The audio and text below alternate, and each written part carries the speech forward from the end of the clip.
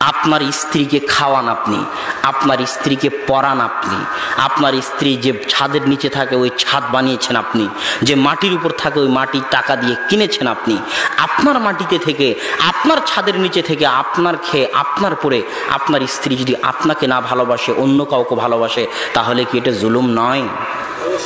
যদি জুলুম হয় তাহলে যিনি আপনার সৃষ্টিকর্তা, যিনি আপনার পালনকর্তা, যিনি আপনার জীবন মৃত্যুর মালিক, যিনি আপনার সকল কিছুর মালিক, আপনার রুজি রুটির মালিক, আপনার হায়াতের মালিক, মৌতের মালিক, যার জমিনে আপনি চলেন, যার আসমানের ছায়ায় আপনি চলেন, যার অক্সিজেন আপনি গ্রহণ করেন, যার সূর্যের বাতাস আপনি ভক্ষণ করেন, যার দেওয়া চোখ আপনি ব্যবহার করেন, যার দেওয়া হাত আপনি ব্যবহার করেন, যার দেওয়া মাথা, মেধা, ব্রেন আপনি ব্যবহার করেন, ওই আল্লাহর যদি কারো সাথে শরীক করেন, ওই আল্লাহর খেয়ে, ওই আল্লাহর পরে সিজদা যদি অন্য কোথাও গিয়ে করেন, আল্লাহর সামনে যদি সিজদা করার আপনার ভাগ্য না হয়,